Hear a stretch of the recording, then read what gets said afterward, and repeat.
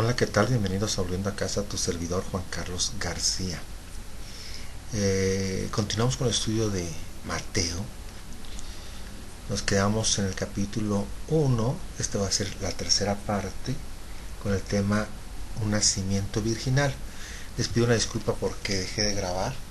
Se me descompuso el cable de la computadora, que es quien alimenta energía a la batería de la laptop, y como la batería no funciona,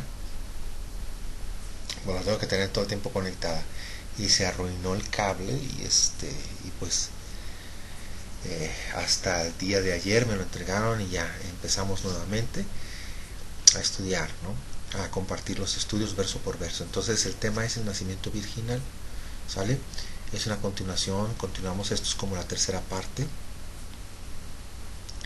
del nacimiento de Yeshua. Vamos a ver que el relato de Yeshua, del nacimiento de Yeshua, es un nacimiento sobrenatural por parte de María. María, el nombre de María en hebreo es Miriam. Una de las razones por las que Miriam, la madre de Yeshua, se le cambió el nombre a María, ¿por qué crees? ¿Por qué crees tú? Pues obviamente para tratar de desconectar todo lo que tuviera que ver con la esencia judía de la mamá de Yeshua, la madre de Jesucristo. Porque si restauráramos una vez más el nombre de la Virgen María, le pusiéramos el nombre de Miriam, inmediatamente nos conectaría con Moisés. ¿Sí? A esta jovencita Miriam se le encomendó el cuidado y preservación de Yeshua. Igual que Moisés fue encomendado para su preservación a su hermana, que también se llamó Miriam. Si te acuerdas, a Moisés se le puso una cunita en un canasto en un río, y quien lo iba cuidando fue Miriam, su hermana.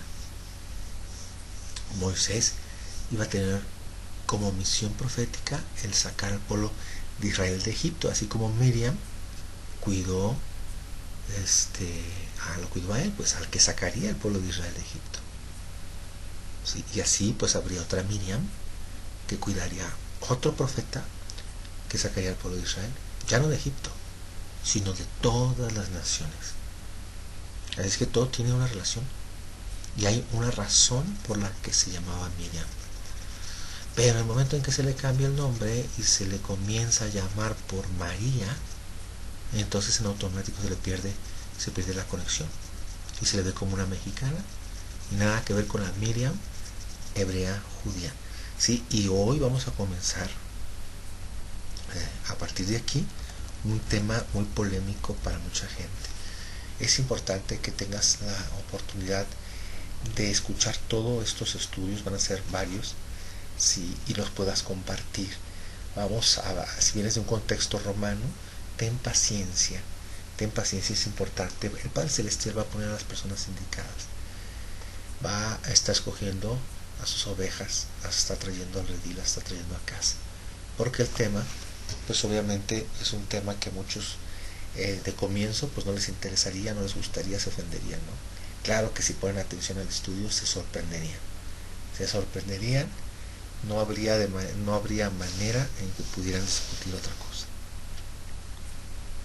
¿Sale? Entonces vamos a empezar aquí como introducción al tema de Miriam, los dogmas marianos, ¿sí? Porque vivimos en un país en donde si este estudio se compartiera sería revolucionario, ¿sale?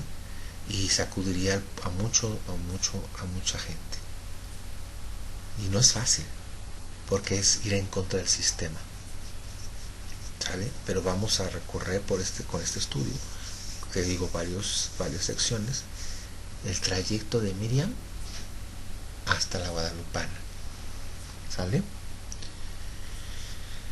Ok, ¿tú qué crees que pensaría la madre de Jesús, de Yeshua, si supiera, ella siendo judía, todo lo que se ha enseñado acerca de ella? Yo creo que sería de impacto, ¿no? Todo lo que se ha enseñado de la Virgen María, todo esto de las apariciones, todo esto no tiene ningún fundamento en las escrituras. No existe ningún registro en toda la Biblia en donde se promueva el culto o la veneración a esta mujer. Entonces la pregunta es, si en los 66 libros de la Biblia no aparece el culto a la Virgen María, entonces ¿de dónde surge? La Virgen María, la Guadalupana, ¿sí? O Lupita, la Madonna, la Virgen de Fátima y todas estas vírgenes. ¿Será que es el mismo personaje que Miriam, la que cuidó y preservó a Yeshua? ¿O será que es una impostora? ¿Que es una copia? ¿Será que es alguien que se introdujo con el propósito de alejar la atención del Salvador del mundo? Esto es muy fuerte, porque si eres una persona que cree en la Virgen María, pues te va a impactar estas preguntas, pues desde el inicio pues te van a causar incomodidad, pero también te tienen que llamar al conocimiento. Fíjate nada más, hasta el día de hoy, fíjate a qué grado se ha llegado. Se le llama la corredentora con el Mesías, y que supuestamente ella fue partícipe de la redención del mundo. Eso, hermano, es el grado extremo de la blasfemia y la apostasía. Y luego también se comenta que dicen que es la madre de Dios. Imagínate más por encima del Creador. Y es precisamente que este dogma es uno de los dogmas que tiene sumido a este país en la ignorancia. Y quiero decirte algo importante. El Padre Celestial va a hacer juicio, y Dios juzga a las naciones por su idolatría. Y esto es un acto de idolatría de lo más perverso y maligno, y que el Padre Celestial nos ayude a derribarlo. ¿Sí? Pero antes de examinar esto, la falsedad, primero vamos a examinar la verdad, la palabra, la escritura. ¿Sí? Lo mejor que podemos hacer para identificar una mentira es conociendo lo verdadero. ¿Sí? Porque ya después la mentira es tan obvia y absurda que ya no hay manera de creerla. ¿Sale? Entonces primero tenemos que sustentar que el nacimiento virginal de Yeshua tiene fundamento en el Antiguo Testamento, que tiene fundamento en la profecía que cita Mateo, porque si Mateo está citando la profecía de Isaías y está atribuyéndole a la profecía de Isaías el nacimiento de Yeshua, y de repente resulta que se equivocó, entonces todo sería un teatro. ¿Sale? Por eso primeramente vamos a construir todo el contexto del nacimiento virginal de Yeshua, para que quede muy claro en qué circunstancias se dio.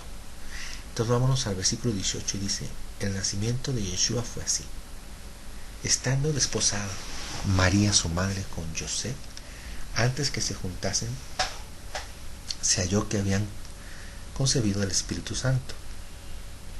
José su marido, como era justo y no quería infamarla, quiso dejarla secretamente. Y pensando él en esto, he aquí un ángel del Señor le apareció en sueños y le dijo: José, hijo de David, no temas recibir a Miriam, tu mujer, porque lo que en ella es engendrado del Espíritu Santo es, y dará a luz un hijo y llamará su nombre Yeshua, porque él salvará a su pueblo de sus pecados. Esto aconteció para que se cumpliese lo dicho por el Señor por medio del profeta, cuando dijo: he aquí una virgen concebirá y dará a luz un hijo y llamará su nombre Emmanuel, que traducido es Dios con nosotros. ¿Ok? Entonces aquí Mateo, ¿qué está haciendo? Mateo está citando la profecía de Isaías del capítulo 7, argumentando que el nacimiento de Yeshua estaba profetizado a través de una virgen. El problema es que cuando vemos el capítulo de Isaías, de acuerdo a la interpretación judía, se dice que Isaías no habló del nacimiento de Yeshua, y que supuestamente Mateo está sacando de contexto lo que dijo Isaías. Ahora hay quienes se preguntan que si el ángel le dijo que se llamaría Yeshua, o por qué le dijo Emmanuel, ¿no? El punto es que Emmanuel no es un nombre. Hay personas que le llaman así, ¿sale? Pero no es un nombre. Originalmente el texto no refiere a un nombre personal. Emanu significa nosotros, entre nosotros o con nosotros. Él, Elohim, Elohim con nosotros. Entonces, ese no es un nombre, sino es una promesa. Lo que el ángel le dijo es que ese niño que iba a nacer es la garantía de que Emmanuel, de que Elohim está con nosotros. Entonces no tiene nada que ver con un nombre. ¿Sale? Aquí, bueno, siempre hay conflicto porque con las profecías, porque la mayoría de la gente solo ve un versículo, solo va a un versículo y de ahí no pasa. Pero para tú poder entender todo el panorama de una profecía, ¿qué tienes que hacer? Conocer todo el contexto histórico de la época cuando se decretó esa profecía. Entonces ahí te va a quedar claro. Por ejemplo, en este caso, si esa señal era nacimiento virginal o no. Por eso vamos al contexto histórico de la profecía. ¿Sale? Hubo un rey que se llamó Acaz, que vivió entre el año 728 y 686 a.C. Fue rey de Judá, en el sur de Israel. Este rey era descendiente del rey David. ¿Sale? Salomón, hijo de David, tuvo un hijo que se llamó Roboam, y en su reinado hubo una guerra civil interna en Israel. Las 12 tribus se separaron, 10 tribus se fueron al norte de Israel, y ahí se estableció como rey Jeroboam, y solo le quedaron 2 tribus, a Roboam, Judá y Benjamín. Esto sucedió aproximadamente en el año 930 antes del Mesías. ¿Sí? El reino de Judá fue gobernado por aproximadamente 238 años a partir de la división del reino, por una serie de reyes que poco a poco se fueron apartando del Eterno, hasta que llegó Acaz, un verdadero rasha, o sea, un verdadero malvado. Él fue el responsable de traer a Judá el culto al dios de Babilonia. Fue Acaz, a este dios llamado Baal. Él fue el que empezó a promover que se adorara a Baal. Y no solo eso, sino que también promovió el culto a Moloch. Que hasta la fecha, según por ahí se sabe, le siguen rindiendo culto con ofrendas, sacrificando niños. Acá en ese tiempo sacrificaban a sus hijos. Acá en ese tiempo la gente le gustaba tener muchos hijos porque eran parte de la ayuda. Se hacía toda una familia. En la parte de la agricultura, la mano de obra pues era importante. Entonces pues todos buscaban tener muchos hijos, era conveniente. ¿Sale? Pero como le hacían este culto a este perverso de fertilidad, los que crees que sean los papás, pues al primogénito se lo prometían a los dioses. Si les prometían a los hijos, los entregaban, ¿sale?, al dios Moloch. Entonces lo que hacían los papás era que al primer hijo, el primogénito, se lo ponían, era una estatua que era el Moloch, era de hierro, ¿sale? Y le ponían en las manos a los bebés, le prendían fuego y se iba calentando, como era fierro, y pues los niños se rostizaban ahí en vida, mientras que esta gente bebía alcohol, drogas. ¿Para qué? Para estar insensibles a la situación. ¿Cómo es? Ay.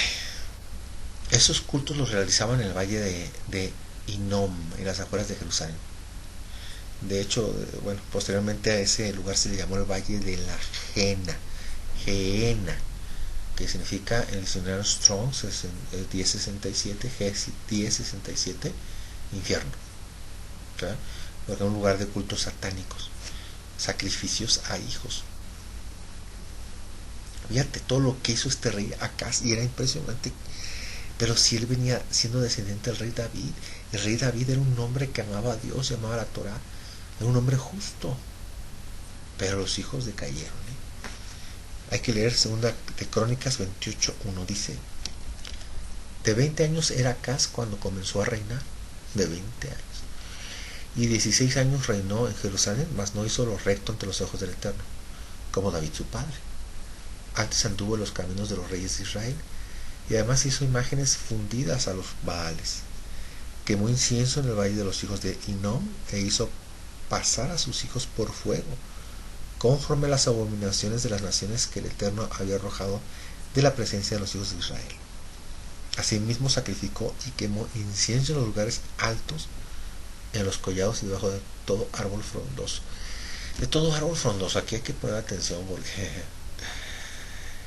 aquí llevaban un culto, lo llevaban este culto lo llevaban a cabo debajo de árboles, que de hecho eran pinos, donde hacían sacrificios.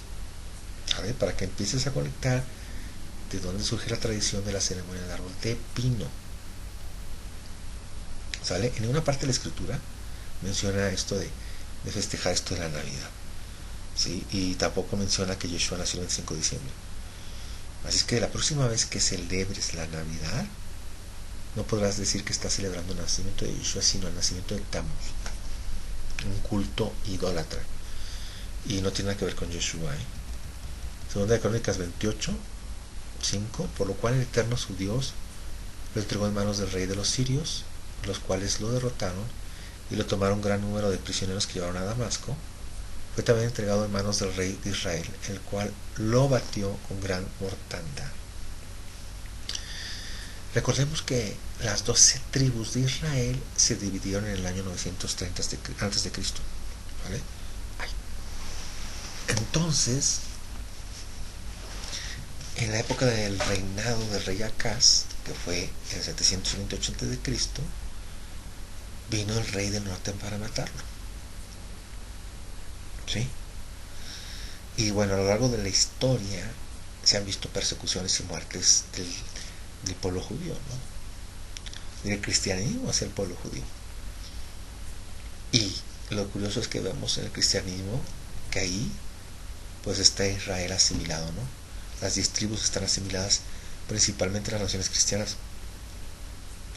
Y vamos a ver qué sucedió con estos mismos descendientes de Efraín. Fíjate, segunda de Crónicas 28:6 dice: porque Peca, hijo de Remalías, mató en Judá en un día 120,000 hombres valientes, pero cuánto habían dejado al Eterno, a Dios, el Dios de sus padres, ¿no? En un día los israelitas mataron a 120,000 judíos.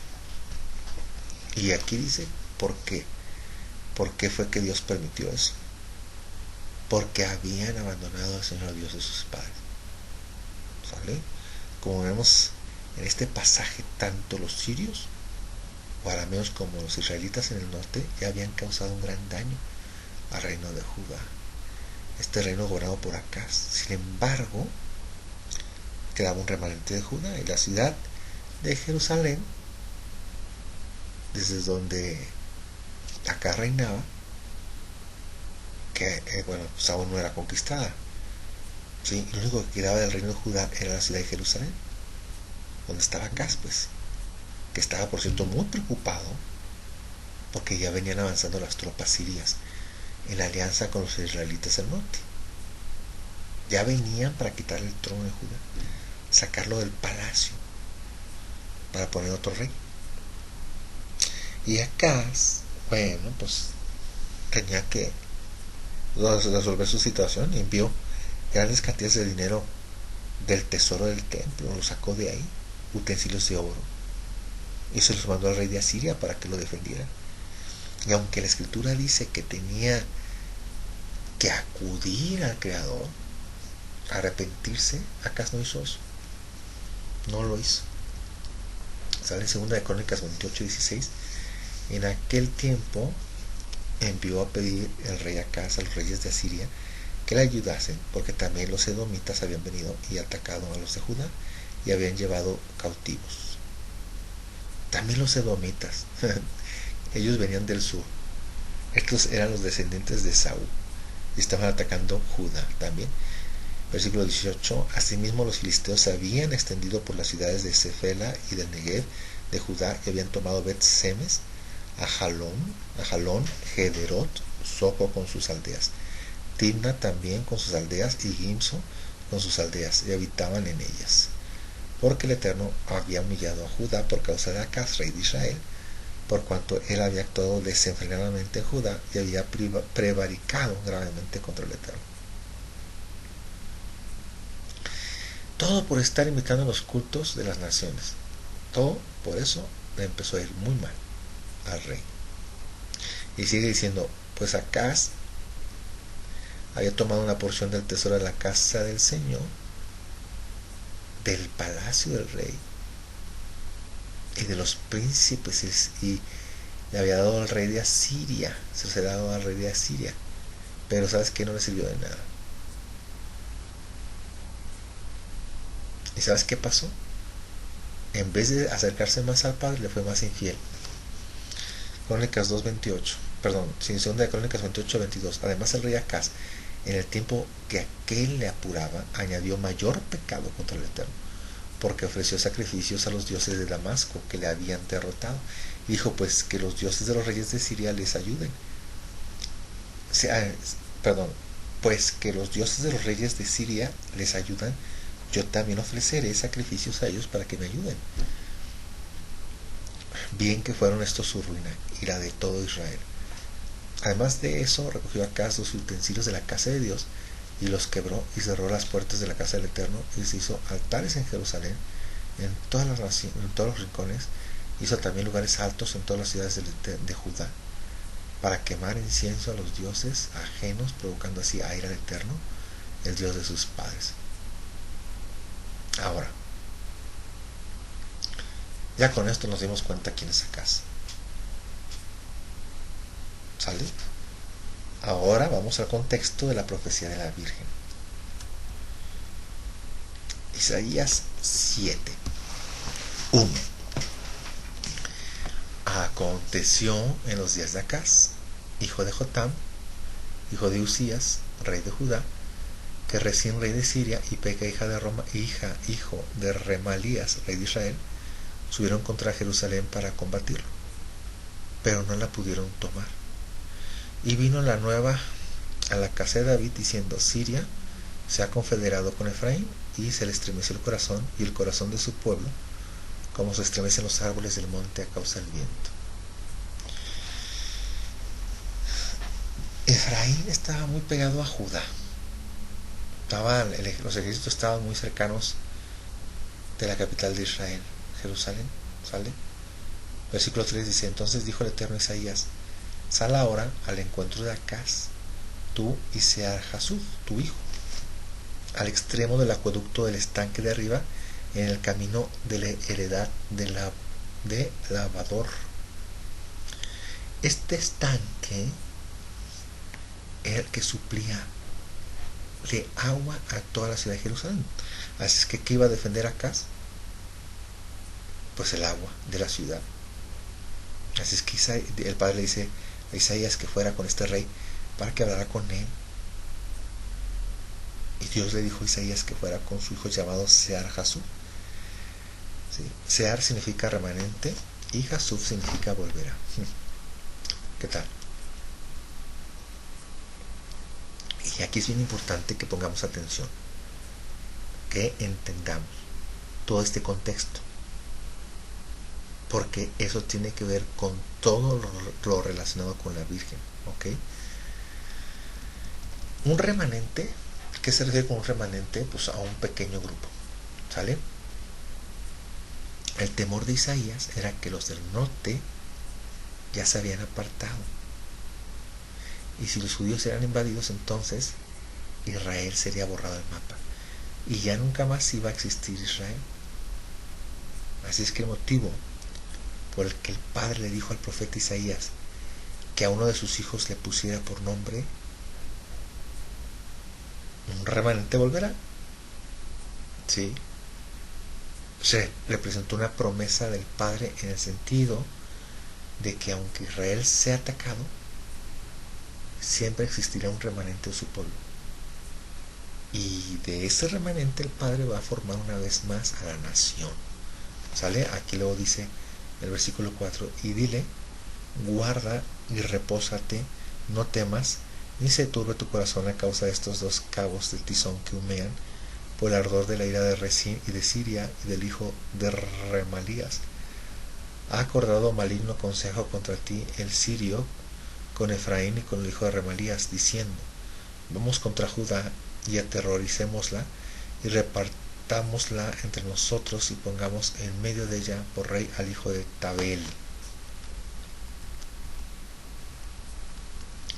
Pues realmente eso es lo que querían hacer, ¿no? Quitar a Acaz y poner a un rey que les diera impuestos, tributo, y que se repartiera en Jerusalén entre ellos. Pero el padre le había hecho una promesa a David con respecto a Jerusalén, y esa promesa era en que Jerusalén iba a prevalecer, ¿sale? Versículo 7: por tanto el Eterno dice así: no subsistirá ni será, porque la cabeza de Siria es Damasco y la cabeza de Damasco Rezín. Lo que está diciendo aquí el padre es que él es quien determina quién reina. Y le dice aquí una promesa. Dice: y dentro de 75 años Efraín será quebrantado hasta dejar de ser pueblo. Efraín dejó de ser pueblo ¿cuándo? Cuando fueron llevados al exilio por los asirios en el año 722 a.C. Sin embargo, Isaías está citando una profecía. Esta profecía es la profecía de Amós, cuando habla de que Efraín dejaría de ser pueblo en 65 años. ¿Sí? El profeta Amós, aproximadamente 40 años antes, ya había profetizado esto. Amós 7:11: porque así ha dicho a Amós: Jeroboam morirá a espada e Israel será llevado de su tierra en cautiverio.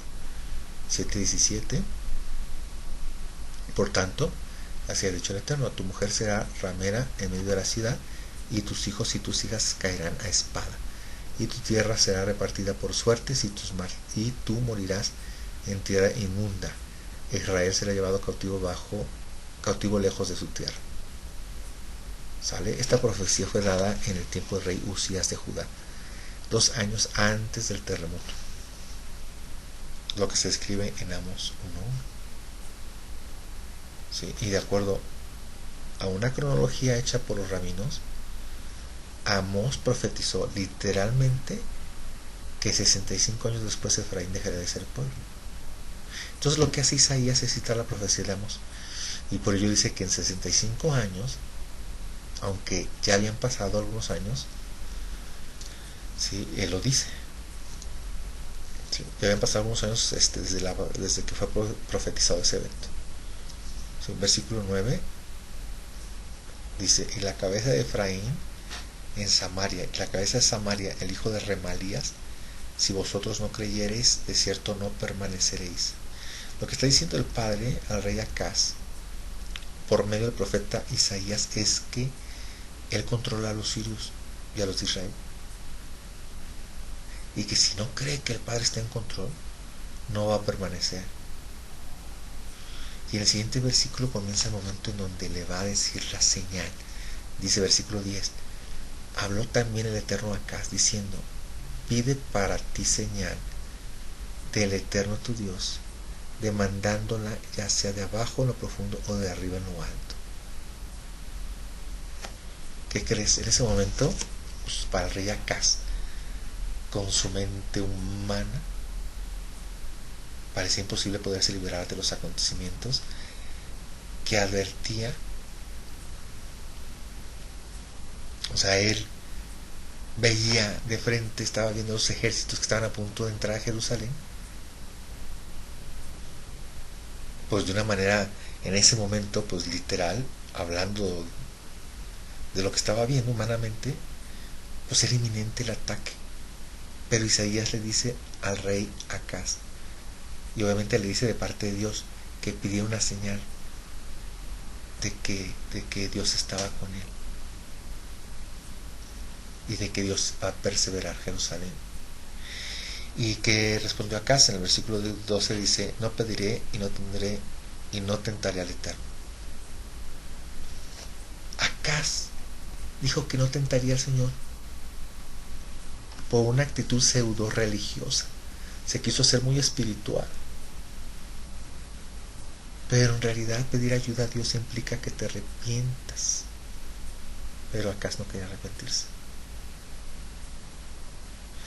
En el versículo 13 dice Isaías: oíd ahora, casa de David.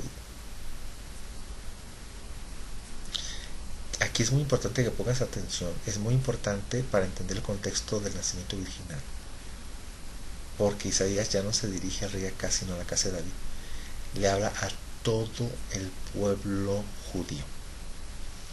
Dice: os es poco el ser molestos a los hombres, sino que también lo seáis a mi Dios. Y si Isaías le dice a Judá: no solamente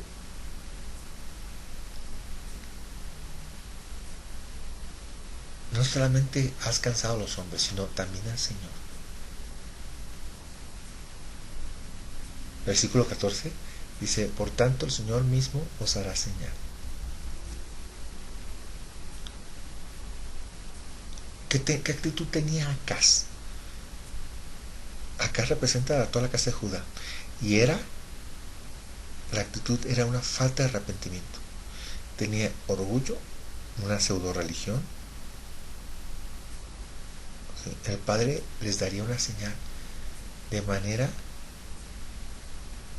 que debemos conocer la implicación de la palabra señal, que en hebreo es la palabra ot. En el diccionario Strong H226, ot es señal, literalmente, como bandera, baliza, monumento, augurio, prodigio, evidencia, etcétera, etcétera. Dar por señal, divisa, enseña, maravilla, señal. ¿Sale? La palabra ot se puede escribir de dos maneras. Se puede escribir con una alef y una taf. La alef es la primera letra del alfabeto hebreo y la taf es la última. En otras palabras, podría decirse que Dios, Yud-Het-Vav-Hei, les dijo que les iba a dar un principio y un fin, un alfa y un omega, una señal. ¿Sí? Y en paleohebreo es la alef. ¿Qué representa la alef en el paleohebreo? Una cabeza de un toro. Y la taf es una marca, que es una cruz. Sí, la cabeza del toro representa al Padre y la señal representa la cruz. Entonces, ¿cuál es la señal que habría de dar el Padre de la casa de David a Judá? En el paleohebreo está implícito. Es sorprendente. ¿Sí? Hay ocasiones en que se escribe Aleph, Vav y Taf. Si como vemos, la Vav es el símbolo de un gancho, como una estaca o un clavo. Entonces el significado es representado así: la Aleph, que significa fortaleza y liderazgo del Padre; el gancho de la Vav y la Tav, que es la cruz. He aquí que la Virgen concebirá y dará a luz un hijo y llamará su nombre Emmanuel. Repitiendo otra vez, no es un nombre Manuel, sino una promesa. Una promesa que sería no para acá, sino para la casa de David. Esta señal tendría que ser algo milagroso. Ahora, el argumento que deriva de una controversia en el pueblo judío al referirse a este punto de la Virgen, es decir, que si se trata de una mujer joven, ¿sí? Porque los teólogos judíos que niegan a Yeshua y que lo niegan posiblemente que es el Mesías, dicen que la palabra hebrea alma no significa virgen, sino que significa mujer joven, doncella. Pero bueno, en una traducción muy respetable del Antiguo Testamento, al griego, que es la Septuaginta, la palabra alma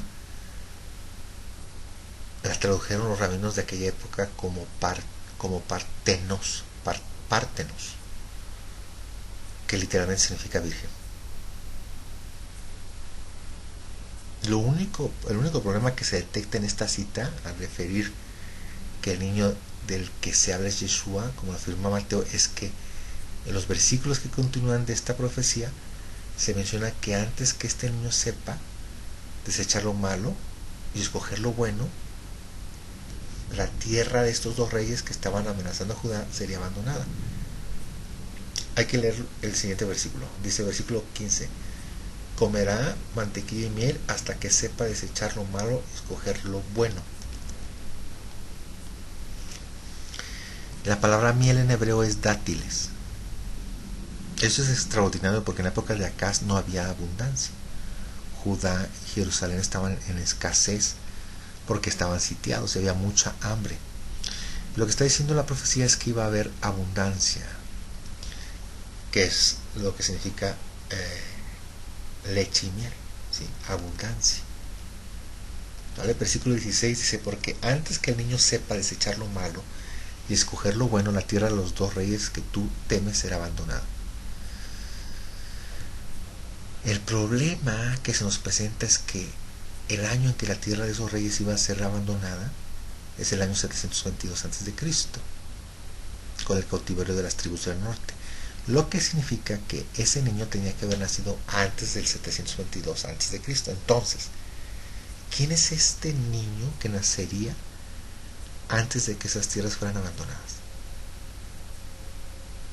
Algunos comentaristas dicen que se trataba de Ezequías, el hijo de Acaz, pero no puede ser, porque Ezequías ya había nacido cuando se le dio esta profecía a Acaz. Otros rabinos dicen que se trata de un hijo que le iba a nacer a Acaz, que la señal era para Acaz, y por lo tanto que era un hijo que le iba a nacer de su esposa, que era muy joven, y que este niño iba a ser la señal, ¿sí?, de que antes de que creciera, lo que era la conspiración contra él iba a terminar. ¿Sí? Si terminamos de leer hasta el verso 16 de esta profecía de Isaías, entonces Mateo estaría forzando la profecía para aplicarla a Yeshua. Y la respuesta la vamos a tener en el siguiente estudio, ¿sale? No te lo puedes perder, porque todo este estudio es el contexto general para llegar a la conclusión de cómo es que Miriam fue sustituida por el cristianismo, por la llamada Virgen María en Guadalupe. Es importante todos estos estudios, estas introducciones, ¿sale? Entonces, espera la próxima semana el siguiente estudio con el título Emmanuel, ¿sale? Padre Celestial, te damos gracias por darnos la oportunidad de estos estudios. Permite que lleguen a todos los dispersos entre las naciones, Padre Celestial, para que retornen a casa. Tú sabes quiénes son tus elegidos, tú vas a escoger quién va a escuchar estos estudios. Y estas personas, si vienen del contexto romano, Padre, vas a llegar al corazón de ellos. Entonces te lo pido por los méritos y por el bendito nombre de tu santo Hijo Yeshua. Amén.